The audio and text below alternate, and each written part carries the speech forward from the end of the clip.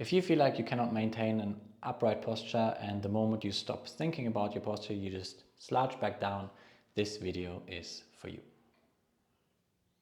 What we need to understand first of all is that our posture is simply our body's organization of its bones in space under the force of gravity, which basically means it's how our body finds a way to balance itself out so that it doesn't fall over, so that we don't fall over.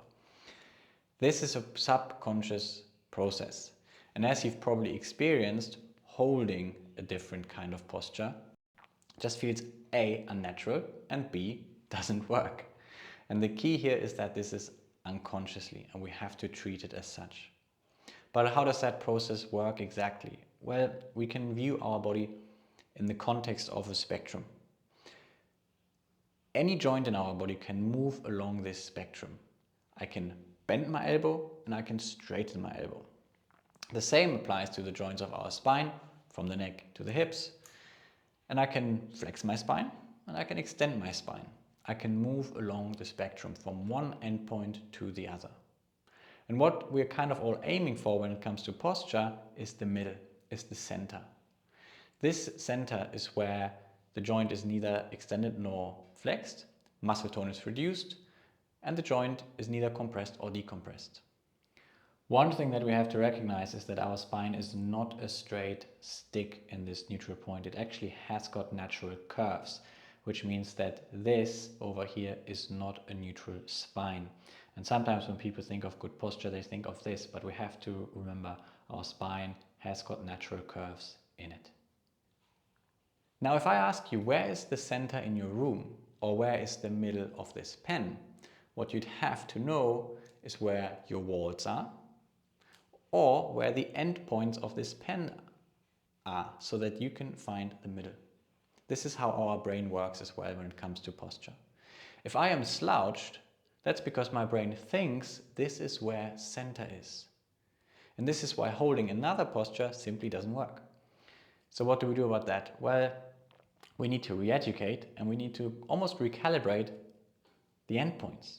We need to find out what it means to flex our spine and to extend our spine. When we stop moving along this spectrum, let's say into extension in our day-to-day life, this end of the spectrum is no longer perceived. If we only move to this point, for example, and we do slouch or flex quite a bit, our brain now takes these two endpoints as its reference points. Based on these reference points, we find our perceived center, where our natural posture is. The reason why we stop moving into these endpoints, they are varied, they're individual, they can range from injuries to lifestyle and other habits. But what we do know is where our center is anatomically speaking, and what each joint's potential for movement is. And we can draw this spectrum for our spine, for our knee, for our hip, and we can start re-educating everything. I hope that the following gives you a sense of just that. Okay, you lie down on your back on the floor with your feet on the floor and knees bent. And it's often a good idea to just check where you're actually resting, what's in contact with the floor, what is not in contact with the floor. And then we're going to explore some gentle pelvic tilts. So we're going to roll our pelvis towards our lower back into a posterior tilt. And then we're doing the opposite and we roll the pelvis down towards our feet into an anterior tilt.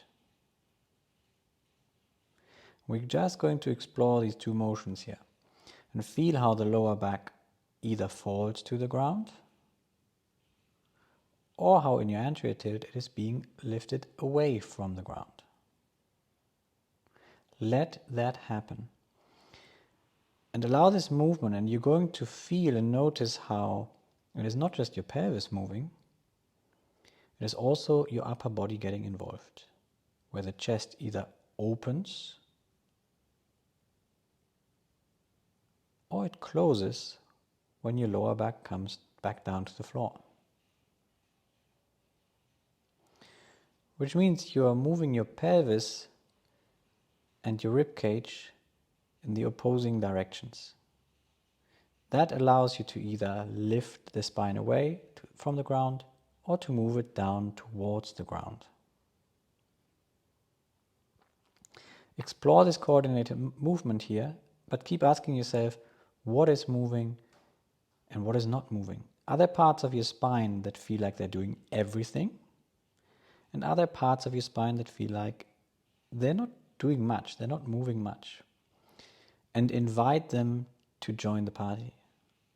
If something hurts, move those parts a little bit less and try to find more movement above or below in order to get your entire spine involved in this movement from the top to the bottom in this organized way, this coordinated way between the pelvis and your rib cage.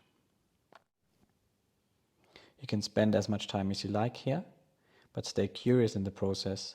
And once you're done, just come to a rest and see what it feels like to rest on the floor now. Where are you on the floor? Where are you not on the floor? Now, how do you feel?